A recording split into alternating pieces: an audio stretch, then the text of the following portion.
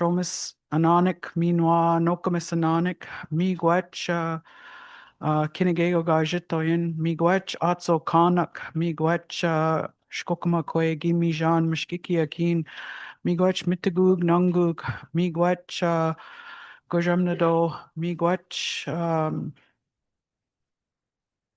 Govingada. I Miigwech, not emotional, Miigwech, Manjidoing Nungwa, Miigwech, Jibakwe Wak, Miigwech, Mijum, Temgot Nungwa, Miigwech, Miigwech, Miigwech, ho. Miigwech, Betsy, Kijigo for the Thanksgiving. So we are going to take 10 minutes to go grab your lunch and come back and come and enjoy your meal while we have the discussions. So 10 minutes, we'll see you shortly. Miigwech.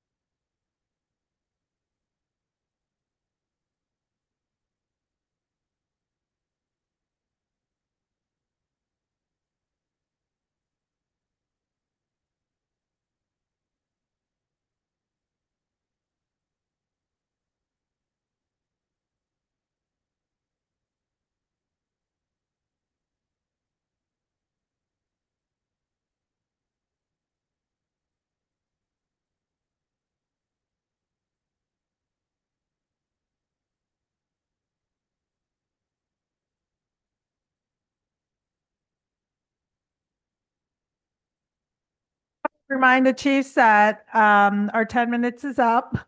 But if we could have the chiefs slowly make their way back into the assembly so we can continue on with our presentations. Miigwech.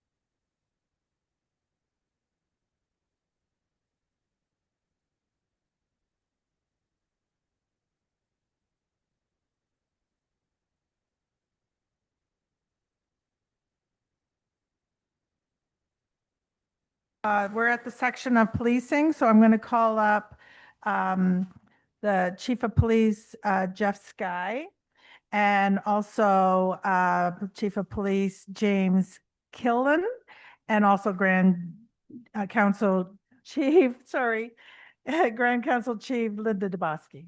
So you're on there, but you're not going to present? Yep, I'll just turn it over to the two gentlemen here.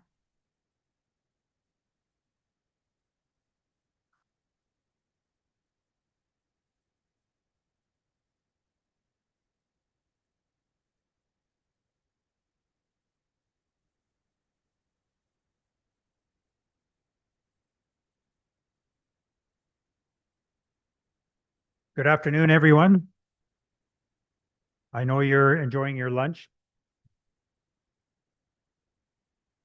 My name is Jeff Sky. I'm the Chief of Police for the Anishinabek Police Service. I'm very honored and very touched to be up here today to talk about policing and what's going on with policing in the province of Ontario. I want to talk about a potential resolution here today. And I just want to give you some feedback and some history on where we were and where we are today. I know myself, I'm in my 33rd year of policing, and I've been there right from the start, and I've seen a lot of things happen over the past that, I'm not very proud of how we were treated.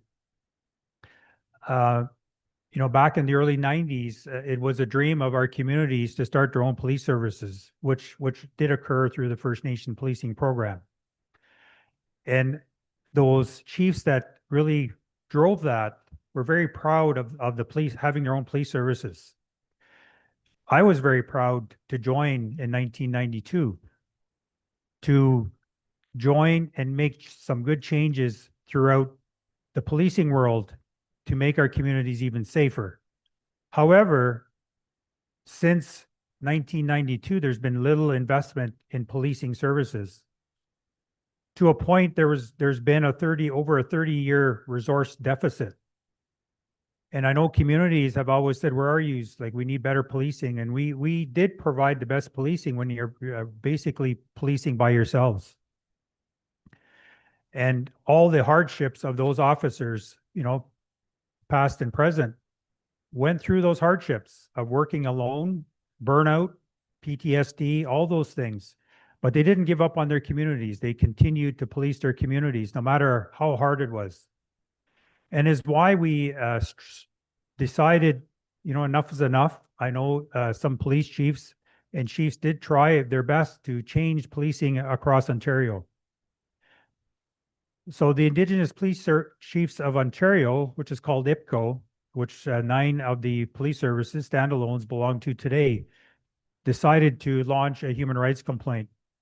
And and that complaint is still ongoing. But I want to talk about one that really drove this. Is I want to talk about the federal legislation, and I'll leave the minutes of settlement and the human rights complaint to Chief Colleen. And I want to talk about this resolution a little bit more, just to make sure you better understand it, because over a couple of years ago, this started with the, you know, actually longer than that. I know probably 5 years ago, the Prime Minister then wanted to draft some federal legislation to deem policing in Canada an essential service. And through that process, they did come up with a potential solution of a 2-tiered process. One of the processes was regarding inherent jurisdiction, and the other one was without that. And then in the AFN Assembly, it was brought to the attention there that it was the process that didn't include inherent jurisdiction. And prior to that, there's 2 resolutions from the Chiefs of Ontario and the Assembly of First Nations that both said the same thing, that inherent jurisdiction is non-negotiable. However, the federal government tried to go around the First Nations and also tried to pass that legislation, which really failed, without the consent of every chief that's in this room today. And that's where we are today. And speaking to the Grand Chief Debosigi recently, we wanted to reintroduce that and involving the Indigenous Police Chiefs of Ontario, the 9 standalones, because we are a very strong voice when it comes to policing in Ontario. In fact, you know, the minutes of settlement, and this is the pension issue. Without the Indigenous Police Chiefs of Ontario bringing this forward, we now have pension parity along with the OPP. And moving on that, we also have that human rights complaint, which I know Chief Colleen will dive a little bit deeper into those. We've moved a lot of things forward, but not only for Ontario, but across all the communities, all the nations across Canada. And is why I think we need to be more involved as a province, all our nations in Ontario, to move this to the next level, but have those difficult conversations about your inherent jurisdiction, but also your sovereignty. You cannot keep that out of that legislation. And yesterday is a good example of nationhood, standing beside one another. I was there yesterday too. And I think the Legislative Protective Services were very happy once I introduced myself to them, that I'm only here for one reason, and that's to work with the chiefs that are here today, because I was asked to be there. And of course, they don't like other police services to be there, but I said I'm here on the direction of my chiefs. And I mingled with everybody. I spoke to a lot of people that I knew, but it was just there. And I think at the very end, they came and talked to me. They thanked me for being there. They said this was very well organized by the Anishinaabek Nation. Thank them very much for organizing this. And it went really well. And at the very end, they said, we're so glad you were here, because we don't know anybody here and we didn't know what to expect. So just that working together is very, very important. And I was very impressed with everybody and the cause of the Bill 5. I think it's important that we always stick together. And I know Chief Knott, happy birthday, by the way, gave me a teaching, and I stand by that teaching. And he gave the Anishinabek Police Service a feather.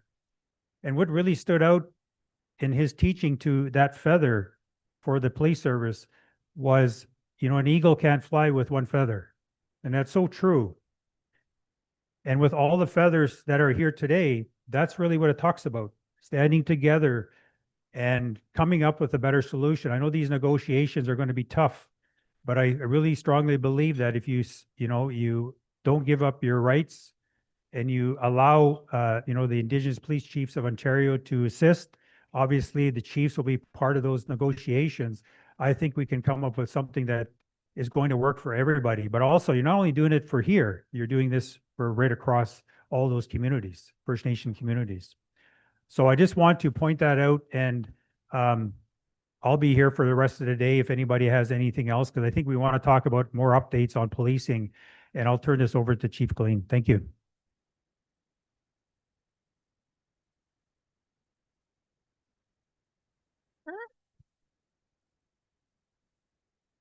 I need the mic a little lower for myself. Good afternoon, everyone. I just introduce myself for those that don't know who I am. My name is James Clean. I'm the Chief of Police for UCCM Anishinaabe Police Service out on Manitoulin Island. We take care of 6 communities in the Menindu-Munising area. Prior to this, I had 23 years of municipal service with Greater Sudbury Police Service, and I'll mention to you why that's so important. And so the first thing I want to do is I want to give credit to all of the officers and staff that have stuck with First Nation policing. Chief Rodney Nalgabo is here, former Chief of Police at UCCM. He knows all too well the issues that have gone on in First Nation policing. Chief Sky, his entire career in First Nation policing, and I give credit to the people that stuck with it, the communities and the officers and the staff that went through the worst times and are resilient. And I've said this repeatedly throughout talks with the government, throughout talks with our communities, is that, there's 4 main streams of policing in Canada. You have federal policing, your military police and RCMP, provincial police such as the OPP, Surety de Quebec, all municipal services, and then you have First Nation policing.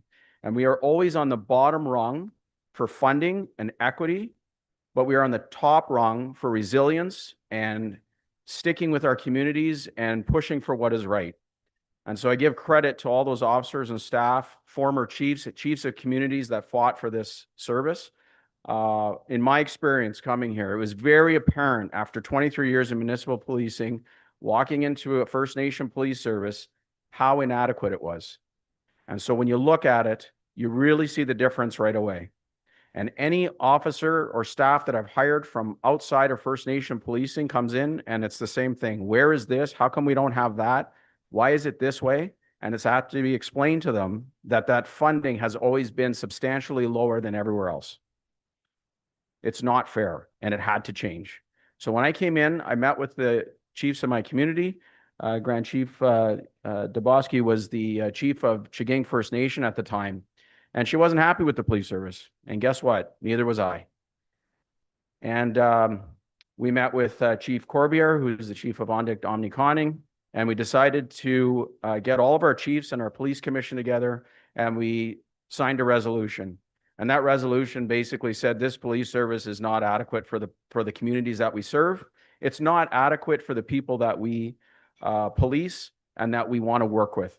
And we need to be brought up to a standard that's at least equitable. So now I want you to think of this. We're now going, our UCCM Police is now celebrating its 30th anniversary this year, and we're 30 years behind. And when I became a police officer in 1998, I remember thinking, where could policing go? How could we actually get better than what we're at? We have we have top of the line guns now. We have all this equipment. And now there's a whole new wave of policing that's taken over, and it's technology. There's AI, there's body-worn cameras. Everything is digital evidence. All of the Crown briefs that we put in are all digital evidence management system. It takes an incredible amount of resources. We have automatic license plate readers in our cars. Our police services, First Nation police services, are suffering trying to get that equipment in place and trying to get the resources and people that are needed to take care of those issues. These are problems that wouldn't be as exasperated if the police service had been built on a foundation built to move this service forward. It was built to fail. It was built hoping we wouldn't succeed. And we've risen out of the ashes and we continue to fly high. And the reason for that is the resilience of our Indigenous people and our First Nation communities. So a number of things that we've taken on. That human rights complaint for our funding was developed from the resolutions from our community saying they are not satisfied with our police services and they want to move forward. We're ready to go. We have been for a long time. All of our evidence is very clear. And I want you to think of what happened here, because this is unheard of in the policing world, in municipal, provincial, or federal. So in March of 2023, for those that are not aware, our funding was cut off. UCCM Police, Anishinabek Police Service, and Treaty 3 Police Service. It was cut off because we refused to sign agreements that were discriminatory. There's discriminatory terms and conditions within the First Nation Inuit Policing Program policy, and they are still there. First of all, why are we called a program still? We're 30 years in existence. Program is a very insulting word. It implies that we're here temporarily, that we're an experiment, that we're just here to sort of try it out. No other police stream is called a program. It's federal policing, provincial policing, municipal policing. They're not called programs. They're here permanently, and we're here permanently. And I can prove to you why. On March 31st, 2023, they cut off our funding. It was terrifying for the police services. It was terrifying for us as leadership. But it was very scary for our communities, and it was scary for the people that are working for us, wondering if they were going to have jobs. And guess what? There was over 40 communities overnight that wouldn't have had policing, and the OPP and RCMP would have had to take it over. They do not have the resources to take that. So right there proves that we are an essential service. We're essential because no one else can do what we're doing, and no one else would have the knowledge, skills, abilities to deal with our communities the way that we do as First Nation police services. We had to take them to court. We got an injunction. That injunction, it was Judge Gasco, and I give him credit because he really looked at the disparity with our police services and he said, this is unheard of. You're going to reinstate the funding immediately, and you're going to sit at the table and you're going to negotiate with them. You're going to negotiate directly with the Minister of Public Safety so that we can get real answers in real time. So whenever you're negotiating with someone, you don't want to be negotiating with the third or fourth person that has to run back and get answers from someone and then there's a big delay. You want to be sitting at the table with people that can make those decisions in real time. We still don't have that. We're sitting here in these human rights hearings before our actual hearing date comes up. So these are pre-negotiations, and we're still not meeting directly with the Minister of Public Safety. We're meeting with people that represent them. That is not what the judge ordered. We were ready to go in December. The government was not. In January, they filed a motion to suspend it so that they had time to review all of the documents that we had given them, because 30 years was not enough for them to understand the disparity and the differences and inequality of First Nation policing. So now we're stuck. You look at what's gone on in our federal government now for the last 6 months. We have not sat in Parliament until I think a week ago. That's a long time. And guess what? We're pushed down in importance. So the squeaky wheel gets the grease. We need our voices. We need our leadership. We need our communities and our chiefs of our communities to continue to speak up for us. Us as chiefs of police, we stand by our communities. We stand by issues that are going on, and we write letters of support and we advocate for you, and vice versa. And we understand that people aren't happy with the service. We're trying to make those changes. The goal of every police service should eventually be to be as self-sustainable as possible. So in my previous police service, if there was a major event such as a homicide, I didn't have to write a letter to our criminal investigation division in order to send detectives to come and investigate a homicide. It's automatic. They're out on the road and they're doing that work. Forensics units are there. Canine units are there. Everything you need to try and solve a homicide is instantly there. Although I very much appreciate the OPP and how much work they do for us and how much support they give us. There's still a big gap in how we access all those services when we need it the most. And there's that huge delay. And so for us, we want to introduce as many of those specialized units as possible so that we can give our communities the most self-sustainable and self-represented police service. So that's part of this funding complaint. But one of the biggest things is it doesn't even matter if tomorrow they gave us all of the money we were asking for, because that's what it takes to run a police service, is a large amount of funding. There are still discriminatory terms and conditions within the First Nation Inuit policing program policy that has to change.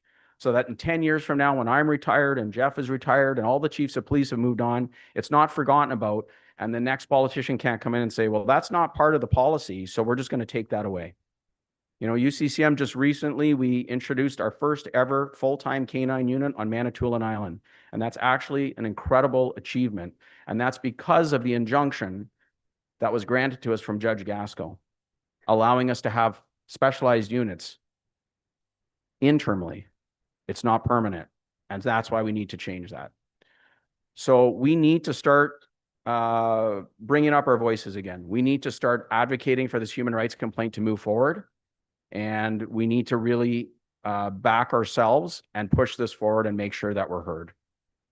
One of the things that we looked at when I got there was it had already been filed, but we had a human rights complaint that had been filed regarding our pensions. So our officers had to work 4 to 5 years longer than everybody else. They're working in extreme conditions. We've had mental health reviews done among all the police services across Ontario, and the results are horrendous. That was for the 9 standalone. There's now been a separate mental health review of officers and staff from the OFNPA-led police services. Both are horrendous. So does it make sense to have people working 4 or 5 years longer in conditions that are worse than mainstream policing, in a job that we know causes things like post-traumatic stress disorder? Why are we working longer? Our civilian staff, most did not even have an equitable pension or even a date to work towards a retirement. That changed, and it changed through negotiations. And I give credit to the Ontario government and Minister Kersner, who pushed for negotiations outside of that hearing, and we were able to come to a minutes of settlement. So that minutes of settlement will be coming into fruition on July 1st, and those pensions will be brought up so that our officers and our staff get to have the same equity that's been afforded mainstream policing, federal, provincial, and municipal, for well over 30 years. So that just shows the strength when we push forward and we have our voices heard. Something like that can change. We know this funding can change as well. So we are just asking for your continued support. And when that resolution, Chief Dubosky is going to be introducing that tomorrow, please accept that resolution. We need to push it forward in order to make change. Miigwech, have a good afternoon.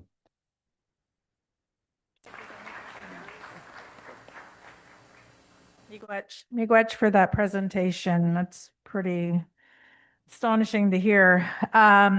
So is there any questions on the floor that would like to address both chiefs, Chief Sky and Clean?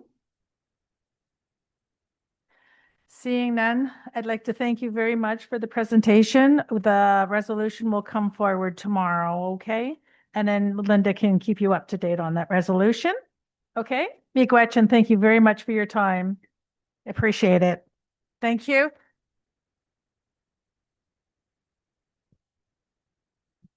I'll call up Adam.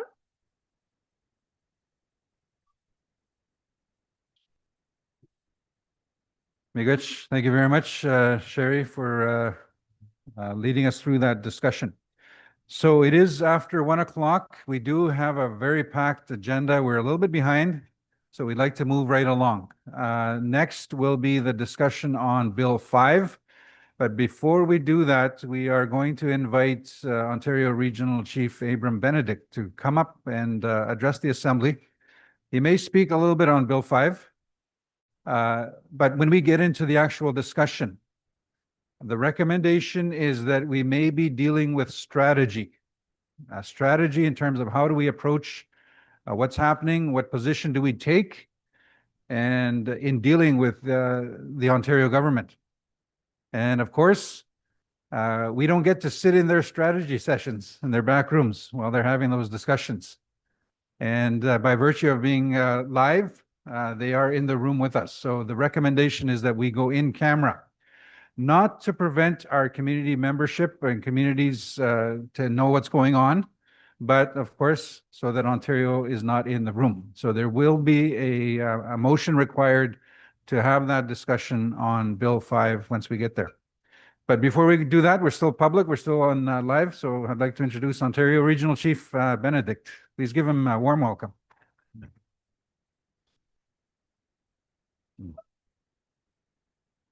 Sego, Ani, bonjour, what's going on? It's a great pleasure to join in this afternoon. I want to say Miigwech for the invite, to the opportunity, and acknowledge the prayer from the elder this morning, as well as a prayer for our meal, sacred items in the room, our youth and our chiefs. I texted Grand Council Chief. I said, I'm on my way. And I said, I should be there just before noon. Typical Mohawk, showing up when the food is just about put out and ready to go. But that's why I'm a big Haudenosaunee that's supporting the 133 First Nations in this region. So miigwech for the opportunity and great lunch that we've had. I do want to say, it's been about a year since I've been elected into the position of Ontario Regional Chief, and it's been a great honor. We have, in my office and through the Chiefs of Ontario, been working hard to fulfill the mandates that have been established by you, the Chiefs in Assembly, and through our processes. But also, when I was elected, I talked a lot about my priorities or areas that were important to me. And it's about relationship building, creating opportunities.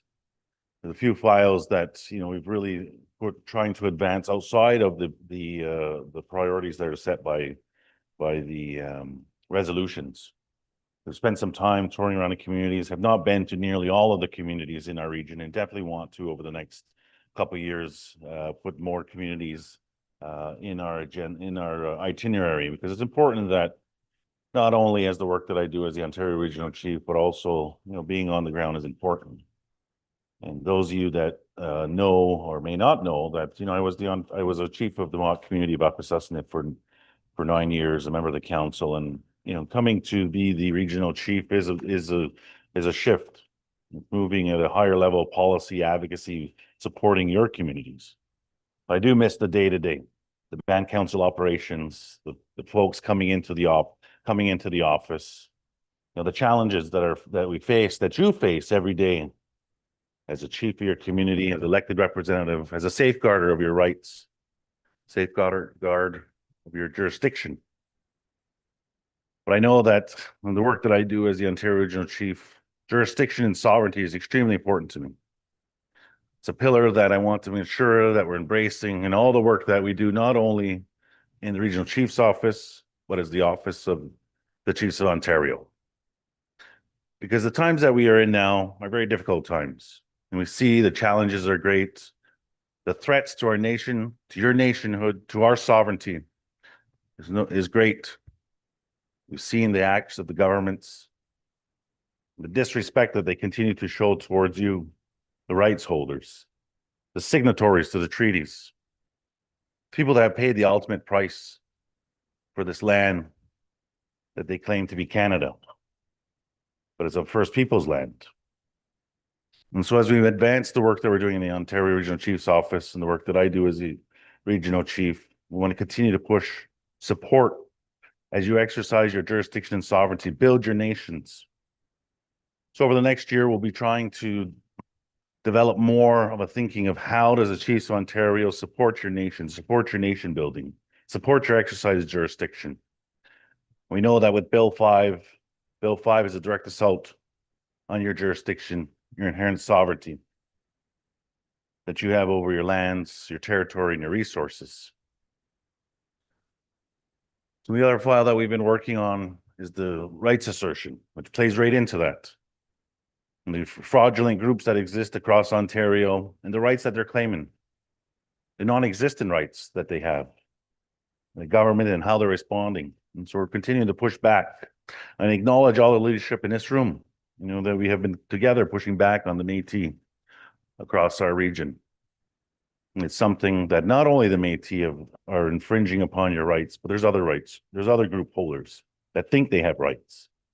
And it's our job at the Chiefs of Ontario to make sure that we're educating the government's proponents of who the real rights holders are and why.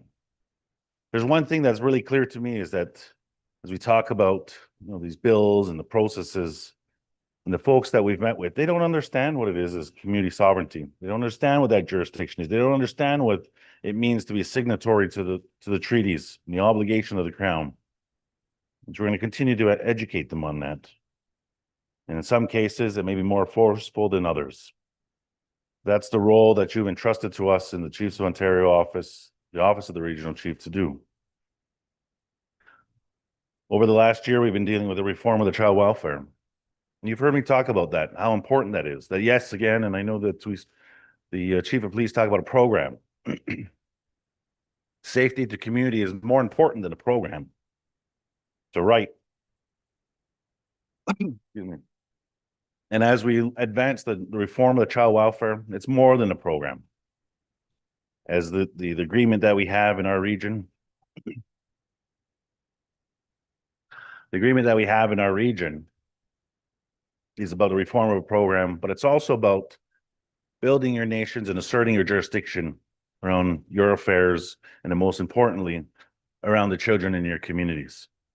And while we have an Ontario-specific agreement, we're going to continue to push that forward, get it ratified, but also ensure the Chiefs of Ontario is supporting building capacity around that. What does that mean? It's not just a program.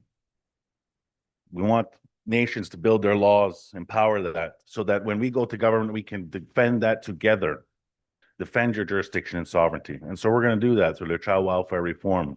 It's not just a program. We're going to make it more than a program. It's not going to be just 10 years of funding. It's going to be years of opportunity to assert your jurisdiction.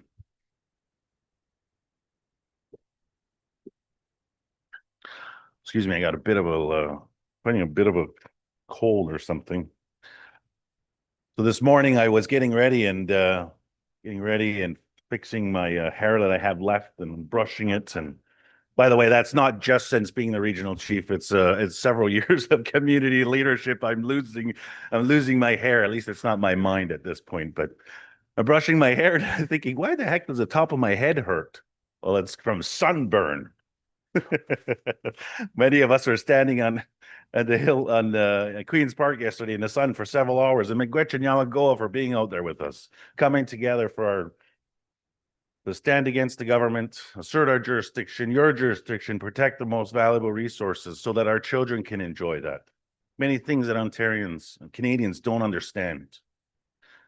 And so the sunburn this morning is well worth it. The other area that we've been working through is some of the J Treaty work. Those of you who attended the assembly, the last Chiefs Assembly, we talked a bit about that. And so our office is helping support an organization called the J Treaty Border Alliance and helping administration of that. Many of you in this room are part of that. And that's to amend legislation that hinders our people from crossing freely across the international line. There is also an economic element in that. And as we know, on the cusp of it, or going through a tariff war between Canada and the United States, it's no more important now than ever that we ensure that both governments recognize the inherent jurisdiction that you have as rights holders to cross that border. And so we're working with communities along the international line to bring forward amendments to legislation in Canada and in the United States that recognize the premise of the J Treaty. The J Treaty is not a treaty signed with our people. It's a J Treaty. It's a treaty signed between Great Britain and the United States that recognizes that First Nations people were on either side of the border. But what it does is acknowledges the existence of our people, that we know we have been there long before they draw the international line there. And so as we advance forward together, we'll continue to push forward your priorities. Additions to reserve is another area that we continue to push forward. I know that every one of you in this room in your communities is challenged by that. So we're pushing heavily on Ontario and Canada to commit to an Ontario process around additions to reserve. Excuse me. Prior to both elections in Canada and in the United States, or Canada and in Ontario, we had a commitment from both governments to look at streamlining a process in Ontario. I know it's a very convoluted process. This has been affecting communities for a very long time, are pushing hard to find a way forward for Ontario-specific communities that are going through additions to reserve. And so that 20 years to bring back land that was stolen from your communities in a stroke of a pen doesn't take 20 years anymore. We need to limit that down so you can build homes, so you can put businesses, expand your communities. Understanding that it's all under the construct of the Indian Act and the colonial systems that we have to work under. But this is a program I know is extremely important to each and every one of you, and we're pushing hard to make sure that we're finding a way forward with an Ontario approach. Finally, I want to pay special tribute to Grand Council Chief Dubosky for the hard work that she does supporting you and representing you, but also in supporting me as the Ontario Regional Chief and the role that she plays at our Leadership Council. Sometimes the work that we do is unfavorable. Sometimes it's difficult. But it's without us coming together as a Leadership Council, as your Grand Council Chief support, that we're able to get through. One of the things I learned a long time ago is that leadership is a lonely place. Leadership is a place that sometimes you feel alone. But I want to commend and acknowledge St. Miigwech to Grand Council Dubosky for always being there. Talk about some of the things that challenge us as leaders, but knowing that it comes from a good place of how we advance the work that we do, supporting each and every one of you, all of our nations, for our youth and our elders, as we continue to navigate the challenging world that we live in together. So with that, I want to say Miigwech for the opportunity. Please reach out anytime. Reach out to my office, call me directly, text me. Because I want to hear your feedback. I want to help navigate some of the challenges you have. We'll do whatever we can, but also just to check in to see how we're doing. And don't be afraid to reach out when we do something wrong.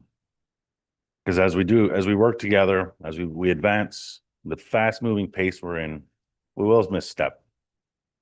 And it's without your support, without your guidance, that we can't do the work. I can't do this alone. So Miigwech for your continued support, and to your Grand Council Chief and the support that she shows me in our Leadership Council. So, yeah.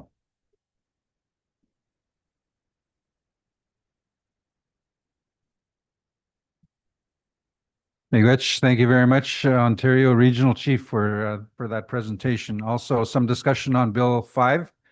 But what we will do now is we'll turn to the next agenda item, which is Bill 5. And again, the request is to go in camera for this discussion in light of the fact that we don't want Ontario in the room hearing our internal strategy session. So I will need a motion. I'm going to ask for a mover and a seconder for a motion to go in camera for the next topic. Can I have a motion? Miigwech? Oh, okay. Yeah, we're not actually there yet, but start the process. Okay. So we have a mover, seconder. Oh, I've got hands. Go ahead, just for the record. Okay, hopefully they heard you in the back. No. Say again. Okay, we got it. Thank you.